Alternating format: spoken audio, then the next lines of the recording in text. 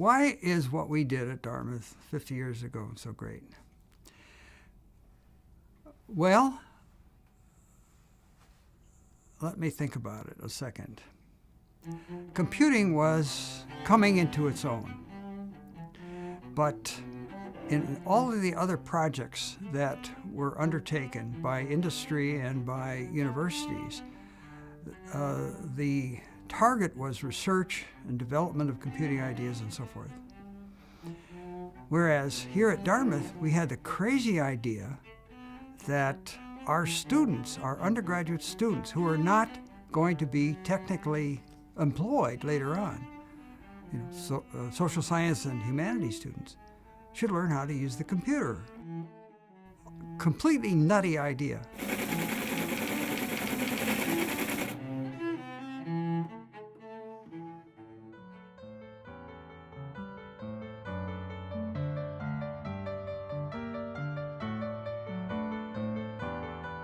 So it's around 1952 or 53. Don Morrison, who was dean of the faculty at Dartmouth under Johnson and Dickey, was worried about the math department at the time. It contained more than the usual number of professors that were just about ready to retire, and they were all the old school of mathematics. Don Morrison happened to know Al Tucker at the math department in Princeton. And so he called Al Tucker, and Al Tucker says, "I think I know the guy you need." John Kemeny was born in Hungary before the Second World War. He was a Jew, lived in Budapest. His father happened to be in the export-import business and had connections outside of the country. So when the dark clouds over Europe began to form, John's father saw the handwriting on the wall and got the family out of Hungary. Their possessions didn't make it. It was that close. So he spoke essentially no English because of his grades, gets put into a sophomore of a huge, not very good school, and 3 years later at 16 is valedictorian. Over the next 10 years, he goes from being an undergraduate to being a professor at Princeton, including his time at Los Alamos, including working with Einstein, and manages to do his Army service in the middle of all this, gets his thesis completed at age 23. I mean, an outrageously accelerated time, extraordinarily rich period of his life. And Don Morrison said, "What I want to do is to bring you to Dartmouth and give you a completely free hand to rebuild the math department." My father is pretty sure that Einstein and von Neumann recommended him to Don. So he arrives on the Dartmouth campus in 1954. And so we have derived the mean value theorem of the integral calculus. B.H. Brown was an old roly-poly guy, had been around at Dartmouth a long time. He's alleged to have rolled his eyes like this and said, "Things are going to be different around here." And Lord knows, they were.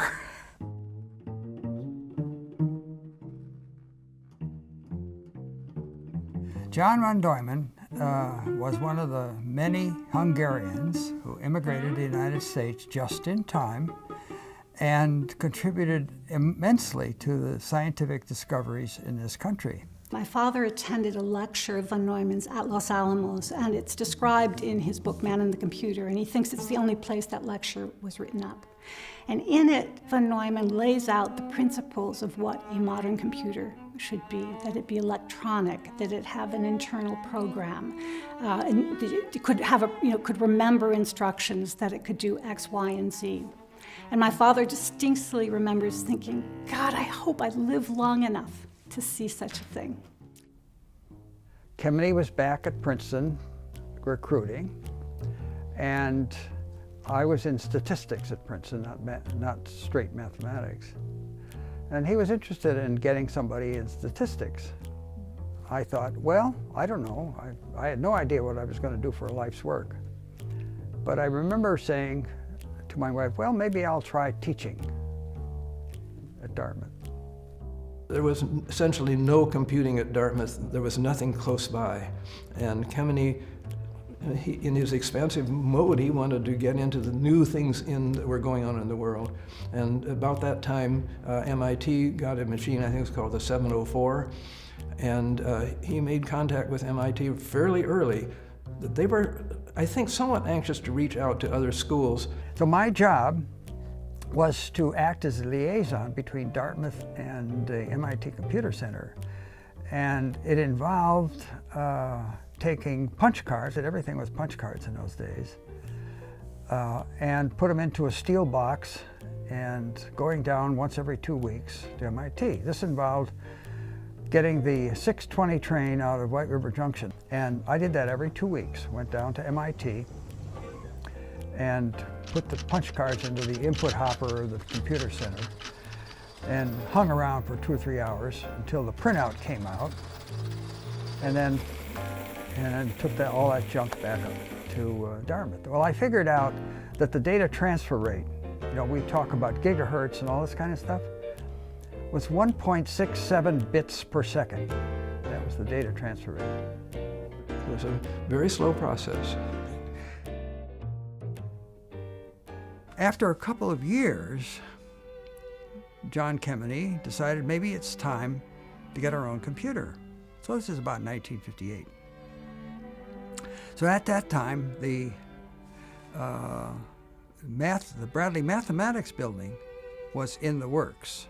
How can we get a computer into the new Bradley building? There's no budget for it. But there's budget for furniture and furnishings. A computer is a furniture, right? Yeah, okay. So that's how it was decided. That's how they figured out how to pay for the LGP30. The main reason to get the LGP30 was the time matter and the fact that it took all day to get a program done at MIT on a big machine. You could do things on the LGP30, which is a quite small machine, but you could get results immediately. So the LGP30 arrived, I don't know when, it was sometime in 1959, before the building was completed. And so we had to put it somewhere, and we put it in the basement of College Hall. And John Kemeny got the Science Foundation to provide money to support undergraduate research assistantships at Dartmouth because we didn't have any graduate students. Well, the background of this is, in 1957, Sputnik went up, okay? You remember Sputnik? You are hearing the actual signals transmitted by the Earth-circling satellite, one of the great scientific feats of the age. And the United States scientific community went zonkers, okay? So the National Science Foundation developed all kinds of programs to support science instruction in the universities, graduate level and undergraduate level. Kemeny was Johnny on the spot, and he would go to places like the Bronx High School of Science and recruit students to come to Dartmouth if they were good in math. I mean, the coaches recruit football players, Kemeny recruited students. One of the people who was new in the fall of 1960 was George Cook, who was a person Kemeny had specifically recruited. George's job was to prepare a program in connection with the 1960 presidential election. The idea was the LGP30 would be used to predict New Hampshire on the basis of the initial returns. On election night, he was in the computer center in the basement of College Hall, and I tagged along to watch. So I watched over his shoulder as he did all of these great things and produced all of these numbers. And so I think we were up all night in the room with the LGP30 running the state in as was coming in from the WDCR reporters and making these predictions. The headquarters of the major television networks are equipped with entire batteries of tabulating machines and with electronic computers to forecast the trend of the election on the basis of early return. My memory is that at 9:30 that evening, the LGP30 made a prediction of who was going to win in New Hampshire, and NBC made the opposite prediction. I don't know which way that went, but I do know that the LGP30 was correct. I remember Bob Hargreaves was a physics student, but he wrote a very interesting program. Basically, it was a higher level language interpreter. DART was an attempt, and it was a successful attempt, to put together a language not quite as good as Fortran, but a simple enough language that one could do arithmetic, like A equals B plus C divided by 7, or have a square root or something of that sort. And I put together an idea for that kind of a language and actually wrote a whole compiler for the LGP30. And I remember going to a couple of meetings for the Royal McBee LGP30 Users Conference and that sort of thing, and they were all sort of surprised that you could do things like that on the little machine that they had used as one step up from the tabulators in order to calculate insurance premiums and things like that. After I got that one done, Steve Garland came and he said, gee, if Hargraves can do DART, I can do ALGOL, which was a much more difficult language. And he did indeed make ALGOL run on the LGP30. Tom primarily had the idea that it was important to have a higher level language running in the LGP30. And so the question was not whether there should be one, but which one should it be? So there certainly was a lot of respect in the emerging computing community for this language, ALGOL 60. But I think the biggest impact of it was that it showed Tom and also John Kemeny that you could make computation available to undergraduates in an undergraduate course, and they could use it to enhance their learning. And so that prompted Tom and John to think about how can we make it more widely available? How can we accommodate more students?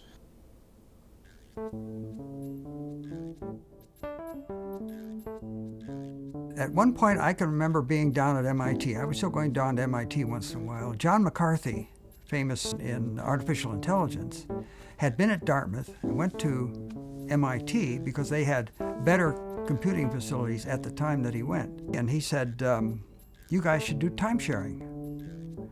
Okay.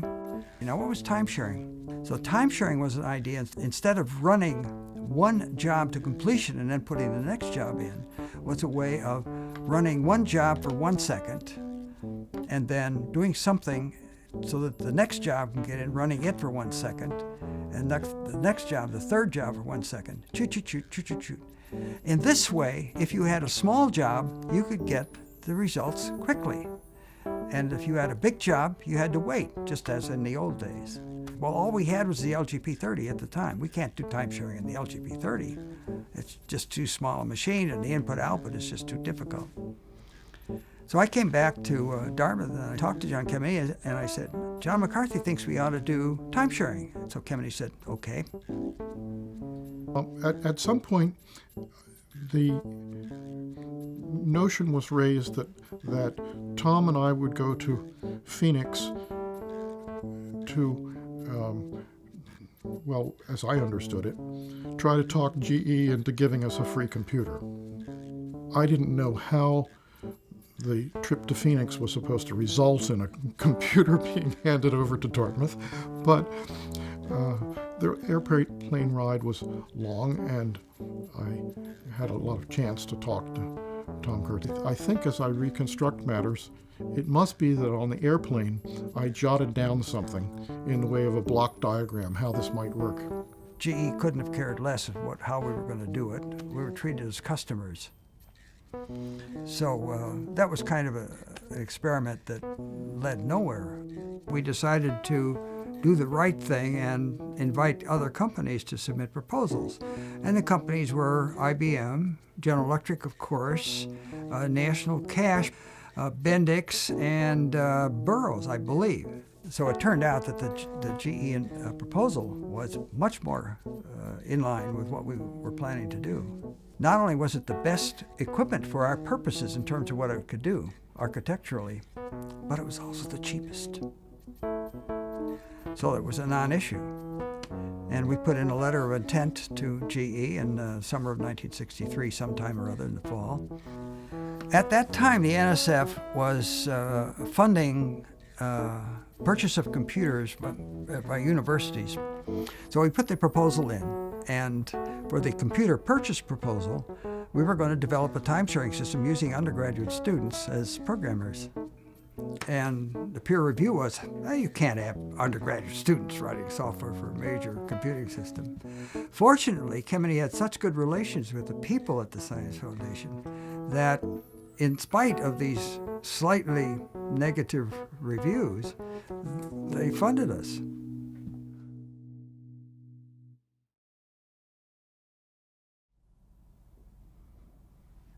The whole project was governed by the idea of introducing computing to everybody on the Dartmouth campus, or nearly everybody. To that end, what we had to do was to make a computer system that was easy to use for everybody, easy to use. And of course that meant time sharing. We also had to invent a computer programming language that was also easy to learn and easy to use. And that, of course, was BASIC. I expected, and I think others expected, that Algol 30 would become the language used at Dartmouth. But this turned out not to be the case. Kemeny didn't like Algol. And I know I looked at two of the languages that were around at the time and with the idea of making simplified subsets of those languages that could be used for our project. And I couldn't do it, because if you made them simpler, it was a different language. So at an early stage there, Kemeny was thinking in a different direction. I quickly came to the decision that Kemeny was right, we needed a new language. John was coming at it from the standpoint of somebody intensely interested in undergraduate education, and his skill was simplifying things so that it could be understood by ordinary people. And this is from a different context, but I remember a talk he gave later on when I was on the faculty at Dartmouth. The topic of the Alumni College that summer was, where have all the heroes gone? John gave a 1-hour lecture on his hero, Albert Einstein. I put an outline of my lecture on the blackboard for you, in case you're taking notes. Those are the 5 parts of my lecture. And the lecture started out with him reminiscing about what it was like when he was in the graduate school at Princeton, and what Einstein was like as a person, and what it was like to work for Einstein, and weaving in things about his days at Los Alamos and stuff like that. And then he started to say, well, Einstein, of course, is noted for the theory of relativity. Of course, everybody knows the equation E equals mc squared. And this was getting to be about halfway through the hour lecture. And then he started doing a little bit more, saying, well, let's look at this a little more carefully. Where did he come up with an idea like this from? In about 40 minutes into the hour lecture, I get this sinking feeling in the pit of my stomach that John is about set to try to prove E equals mc squared to a group of Dartmouth alumni who know no mathematics. And lo and behold, he pulls it off. He somehow isolated out the essential parts of it and put it in a language that people could understand. You came out of there thinking that you could have proved it yourself.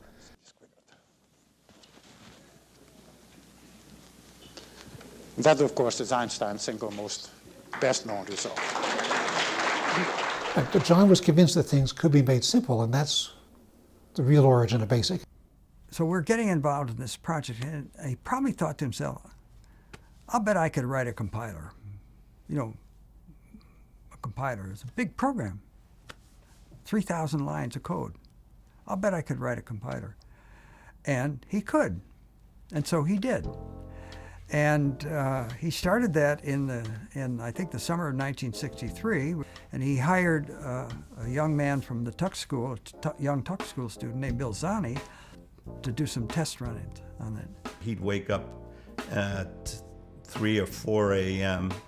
and work 2 hours doing the programming, and he would come in with the code, and I'd meet him at 8:30, 9 o'clock in the morning. He would go over it with me, and it would be handwritten. I would then have to put into punch cards that code to be read into the GE computer in Lynn. And if any computer scientist were to take a look at that compiler, it was hard to understand, hard to maintain. Only somebody with John's brilliance could have controlled the beast of that complexity and made it work. During that summer, we got a lot of it working, but there was still a lot of problems with it. But the first time that I thought it was working successfully was when we could enter in a halfway decent sized program and get the results we anticipated. And I can tell you for sure, I was the first man to see BASIC run. My claim to fame.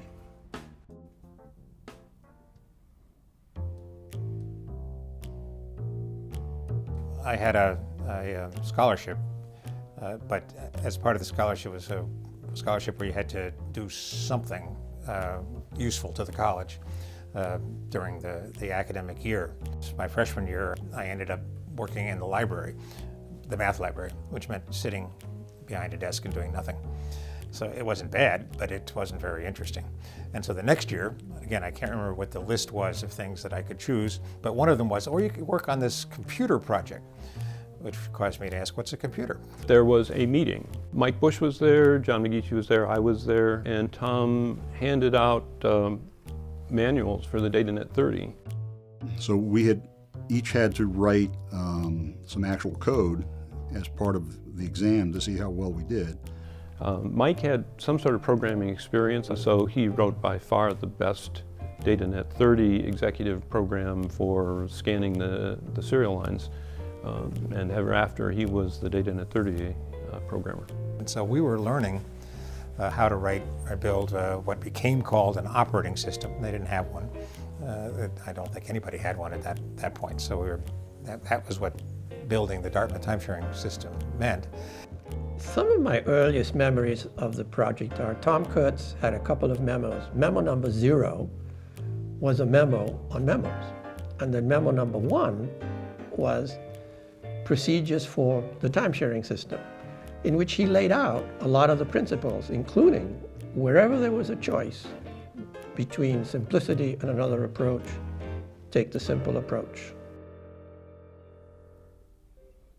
The computer arrived I think it was in February of 1964, and the two students who were writing the operating systems for the computers, Mike Bush and John McGeehee, had a real computer to work with.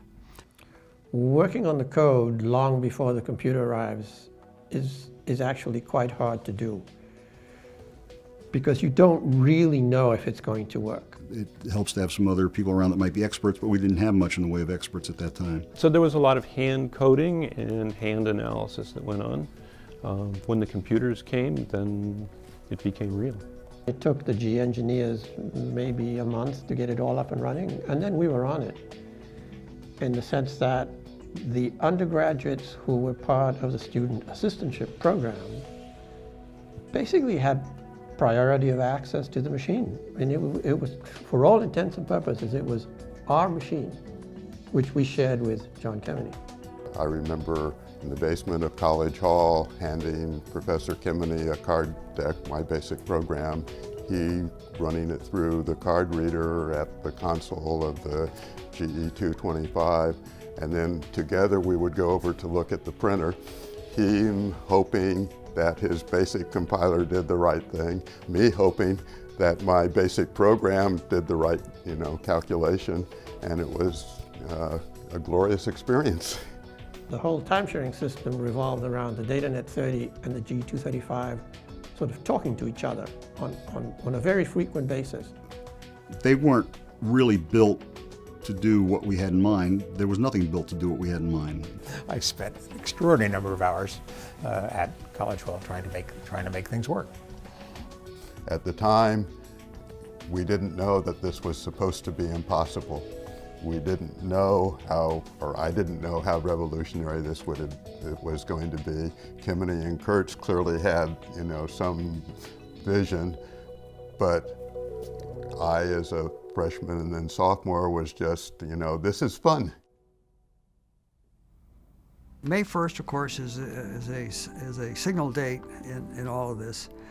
John McGeehee and Mike Bush were working on the operating system for the GE hardware, which involved the operating system for two separate computers and a storage device which was accessed by both of them. It was quite a complicated thing that it had to do. And the basic compiler had already been written by John Kemeny and was part of this mix. But John McGay and Mike Bush didn't have to work with that. They just had to use it. So on May 1st, overnight, they were working all night. And we say 4 a.m. in the morning, we don't know really what it was. That's a wild guess. What happened was they got the operating system to work, running a simple basic program on separate teletype machines at the same time. So we call it the birth of BASIC, but it would be just as legitimate to say it's the birth of DTSS, the Dartmouth time-sharing system. What really happened on May 1st was a clear proof of concept, a clear demonstration that all the work that had gone into the thinking about whether or not one could actually share a machine among several people, the thinking about whether this simple language would work, all of that was proved correct.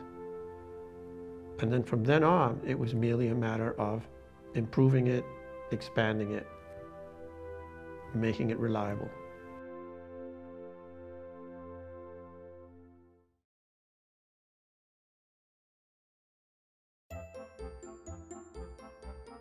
In the fall of '64, we were invited to make a presentation at AFIPS. It was a big deal of computer people in San Francisco. There was a room of maybe 2,000 people in the room.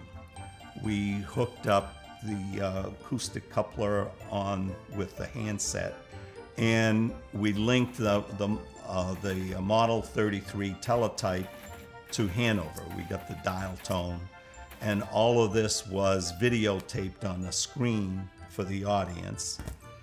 And we were entering programs in it, and lo and behold, out comes the answers and shown on the screen. And everybody went bananas on this simple, basic language being compiled and run in San Francisco over ordinary telephone lines in the computers in College Hall in Hanover. And we were bombarded with questions of what it was. And that's the first time I really got to see the impact of what the Dartmouth time-sharing had. We had taken a fairly expensive computer that could only be used by one person at a time and converted it into something where it wasn't just 30 users who could use it, it was 30 undergraduate students using this computer simultaneously, writing programs, getting answers quickly. It was a combination of immediacy and simplicity that had not previously existed. I know Kemeny was pushing everybody to, in their beginning math classes to do something with a computer. Will be the solution of a quintic or fifth-degree equation.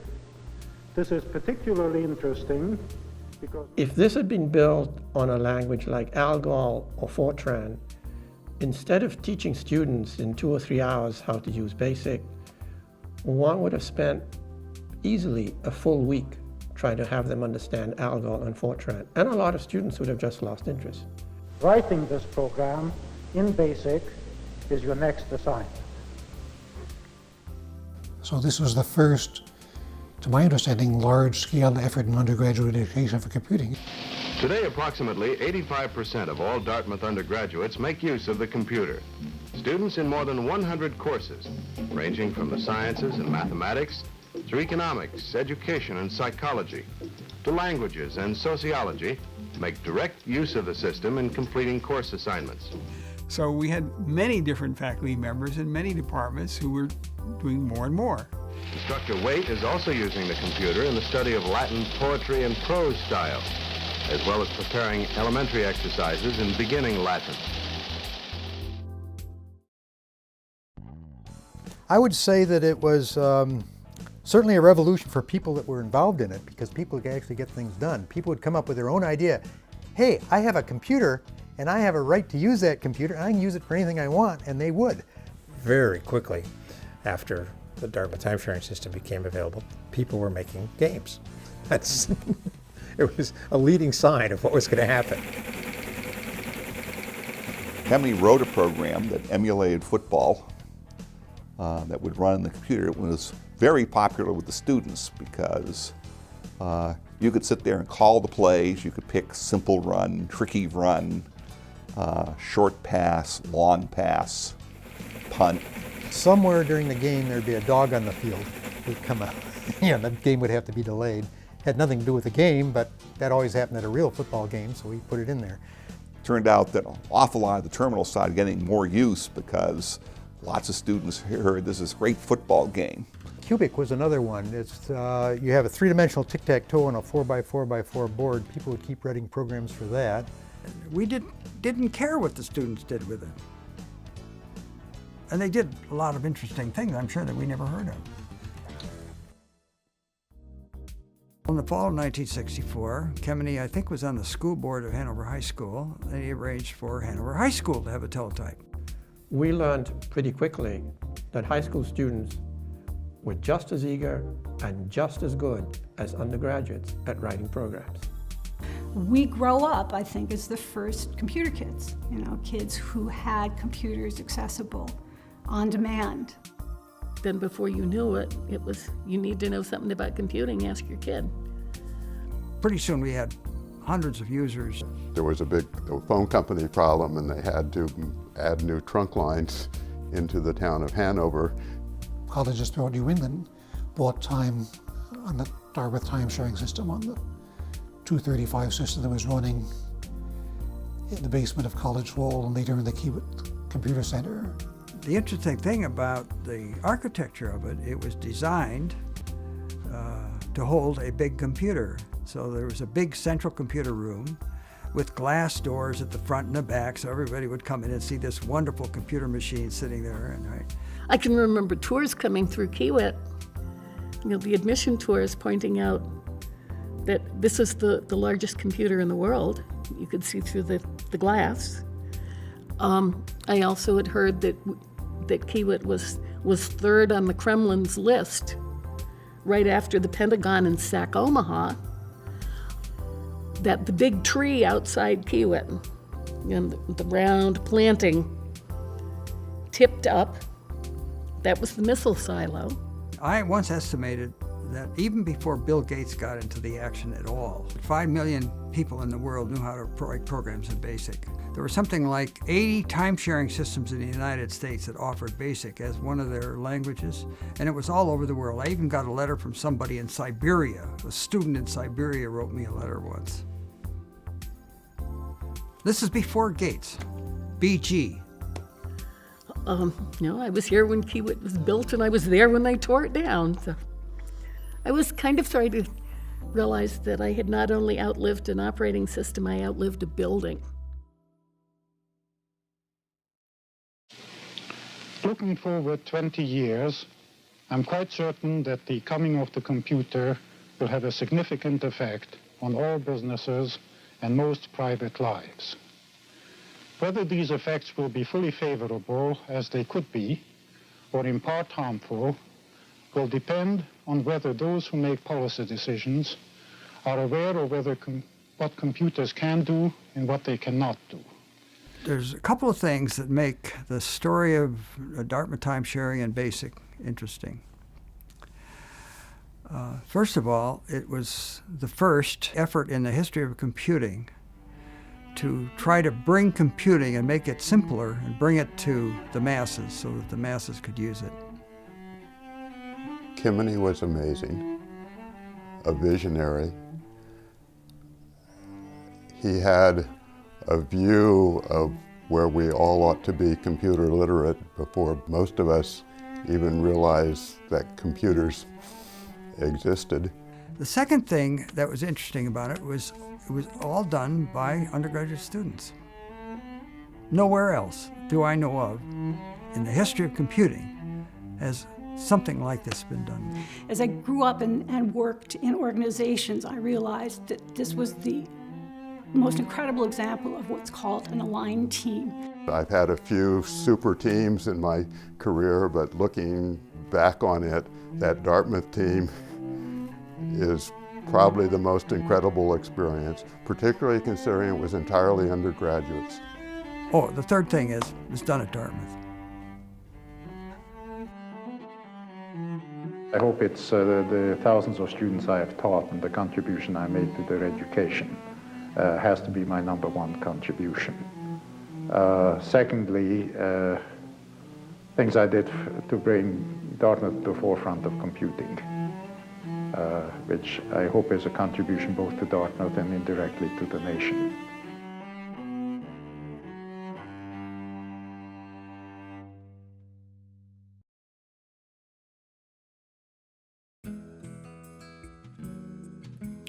Kemeny was very helpful to me in my last year at Dartmouth. I took a course from him. The night before the final exam, I found out by telephoning my mother that my father had died that day. Kemeny spoke to me and said that I should skip the final exam and take it in the summer. And that all worked out all right, but then there was a question of the money. So my father having died, there was no money, neither for tuition nor for room. Well, Kemeny wrote letters to the appropriate officials at Dartmouth, and I was given a scholarship for $1,000 and a loan, offer of a loan. In addition, somehow magically I got an offer from Bob and Anita Norman of free rent in their basement. Meanwhile, in 1962, Tom had hired a secretary for the summer, and that secretary ended up as my wife, Susan. Kemeny found out that Susan did not complete the requirements for graduation from the University of Maryland, and he arranged for her to be accepted by the summer school. And as you may know, summer schools like to make money. They don't give away free anything. I think Kemeny paid the tuition himself.